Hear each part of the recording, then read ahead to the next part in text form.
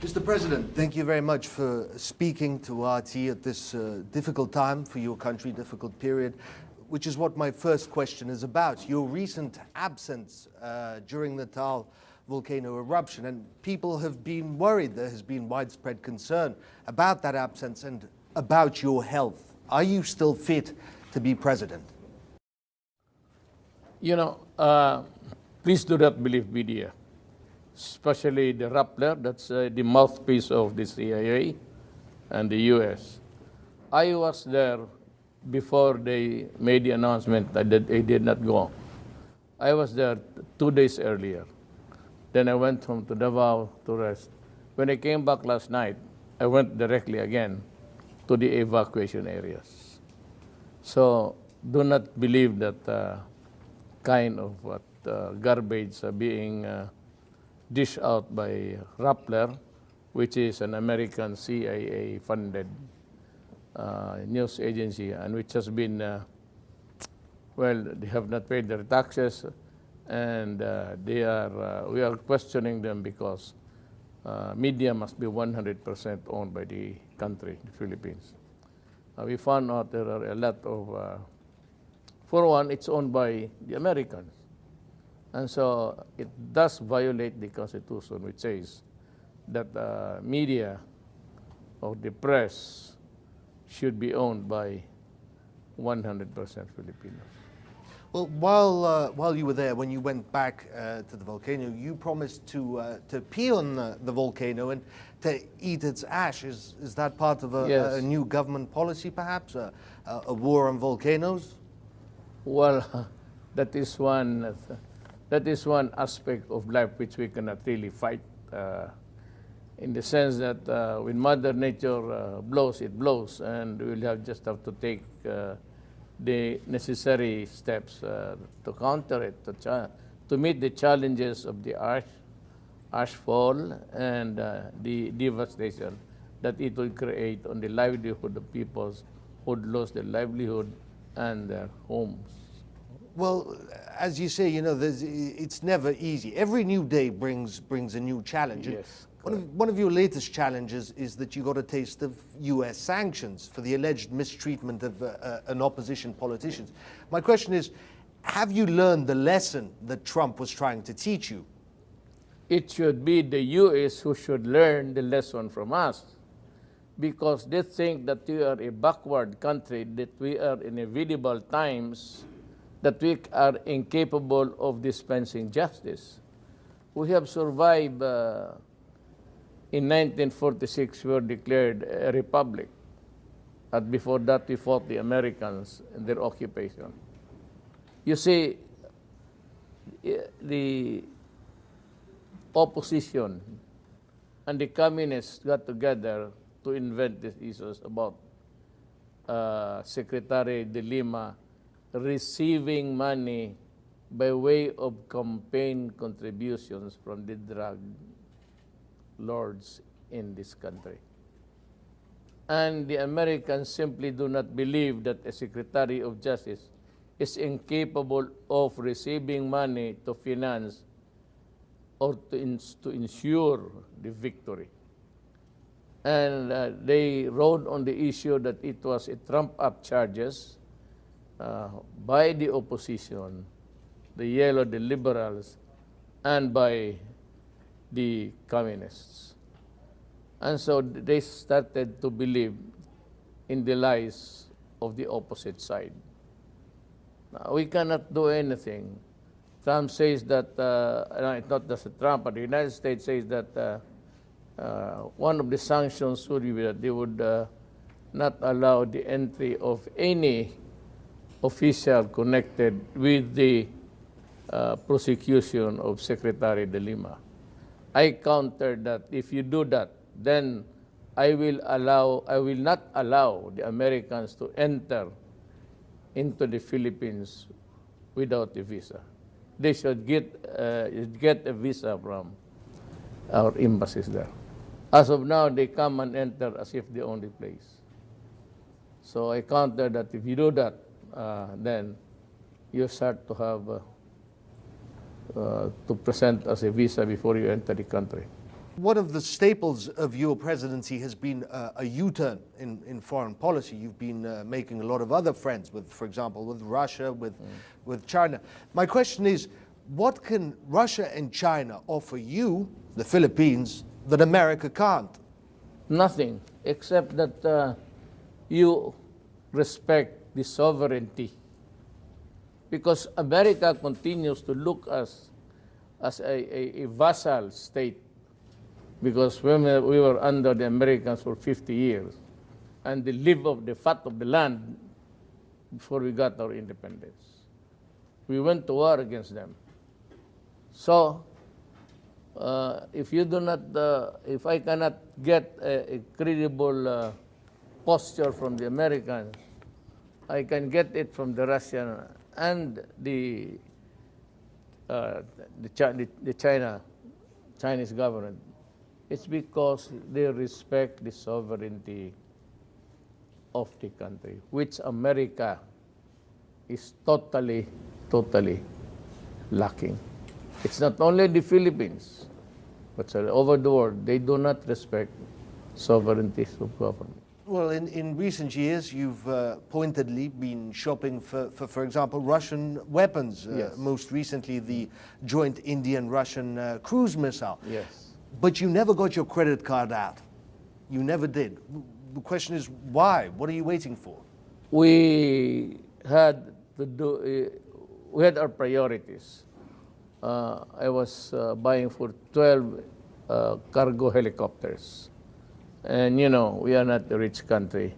However, we program the funds of government, how to budget it, there's always not enough to go around with. So I'm sure that we'll have to make the down payments and be prompt in our, you know, just because Russia is a friend, doesn't follow that we do not, you know, we abscond or we do not pay our debts. So it's still money, and we're really short of it, actually. We're not that rich. But we have placed the orders now. 12 military helicopters, cargo choppers. How far do you think trade and cooperation, friendship between Russia and the Philippines can realistically go? After all, there is 8,000 kilometers separating Moscow and Manila. What do you want from this relationship? Is it nuclear energy or mining or something else? I'm sure Russia could come here and look for viable businesses that can help Russia, your country. And we do not consider the distance as a limit in our friendship, in our desire to be a partner of Russia and the rest of the Eastern countries in trade and commerce. We do not think that the distance is on the minus side. It's a plus side. And nothing can really be a hindrance if you really want to do it with another country. Well, one country that's been getting very close to the Philippines is China. Physically, Yes. it has been getting very close because, Yes. unlike, say, for example, Vietnam, which has been very vocal in its opposition to China's South China Sea claims, you and the Philippines, they haven't been as vocal in their opposition. Why is that? Because, you know, the other side really wants to do a more aggressive stance. And I cannot afford to do it. I cannot afford a stand where I would be drumming my war drums because we cannot afford it. It would annihilate the Philippines. And so that is a very dangerous. Spratly Island is near our islands, Very close. our provincial islands. the local government of the Philippines is near them. And so it would be a reckless move if I send out, just like Vietnam, small vessels only to get a bloody nose at the end of the day. The response might not be that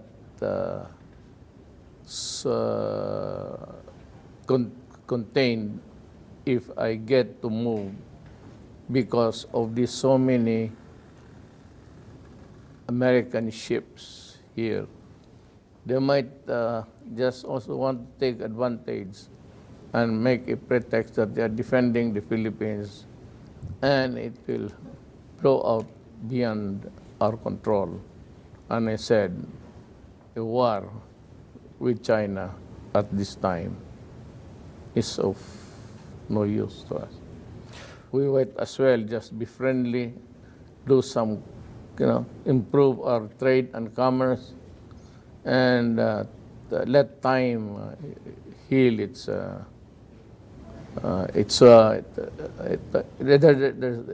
Tomorrow will take care of itself. One thing for sure. And like any other historical claim, the world is always changing. And we did not really do it at the expense of the lives of Filipinos. Well, speaking of changing times, you've been president now, you're into your fourth year. Honestly, how would you rate yourself? How would you rate what you have done? Because your war on drugs has divided the world. Correct. Your Duterte-nomics, as they call them, have divided economists. Will you be remembered as someone who solved problems or as someone who created problems? Well, no need to remember me in the future. But let me say it here and now, that drugs can destroy, uncontrolled drugs in a country will destroy itself. And I've told everybody that if you destroy my country, like the Philippines, with drugs, I will kill you. There's no quarrel about that. I will kill you. And about the economics is I'm veering towards so many. I'd like to open new fronts with Russia, with China. We have increase in trade and commerce. It's robust. And maybe if I could start trading with Russia, it would be good. It would be not fine. I mean, America is not the Philippines, and the Philippines is not America. It ain't that way anymore. And I refuse to dovetail their American foreign policy. They were always antagonizing the Chinese, and so did the Philippines. I just received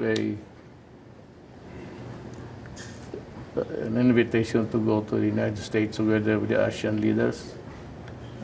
I haven't been to the States. I was invited by Obama. Will you go? No. Didn't you say you wanted to make friends? Yeah, but one time when I was being criticized by Obama in a press conference, he should have realized that I was also a head of sovereign state. But he should have criticized me in the proper venue. Should have brought the case to the United Nations rather than castigate a president of another country on a press con. So I got mad. But I would never do it to Trump because he's a very nice person. Actually, Trump is a nice person. It's just his style of doing things.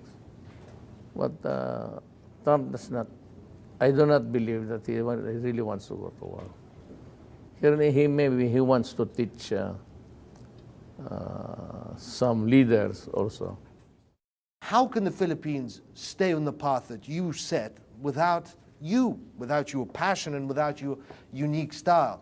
Frankly, I cannot answer the question, and I cannot even who's going to succeed me. It would greatly depend on the people now, either in the opposition or with me in my administration, to really think hard about it. But if we are improving economically, if we have reduced crime to 47%, we have lowered the drug-related crimes here, it would mean a lot.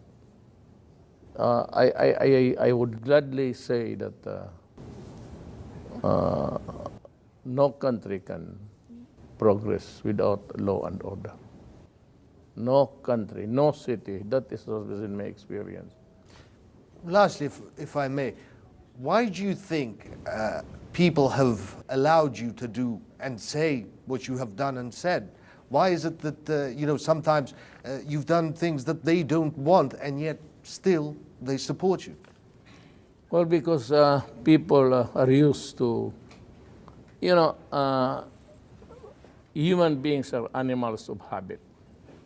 When it's being done and done and done, repeatedly done, it's kind of it comes to them naturally and almost a second nature. But when they see things, when they see good things arising from a little discipline, if they say improvement of the things which are allowed but are prohibited, people should realize that it is in my generation, it is during my time that I should be doing things to protect, to make them easy. I fight the wars, and I want to end it now. And I want to end communism. I want to end drug problems, or at least reduce them to the barest minimum, so that the next generation will not have so many problems to solve. Tell me if it's wrong to be passionately defending your country against drugs, especially now that the drugs come in from the Bambo trial, the Bambo trial, and Senyelosa is also coming in with cocaine. There has never been there has always been a short of supply, but now there's an abundant, and it would only come from Mexico. And the triad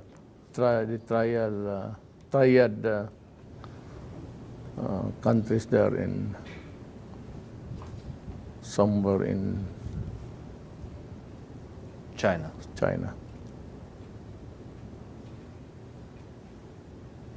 Well, it is not the policy of China. China also executes people. But we are not as rich as China. We don't have the most sophisticated gadgets. We cannot afford the high-priced drug, whatever it is. Equipments that can tell you if drug is there or not. At your age, what drives you? What motivates men that are older increasingly to go into politics at 70, at 80? Because politics, it's difficult. It's a fight. It takes a lot of energy. Every day it's a daily war. What motivates you to get up in the morning? I have not realized that. I have not taken it into account. But I do my work just the same as early as when I first entered politics. In 1988, I was elected mayor of the city of Davao.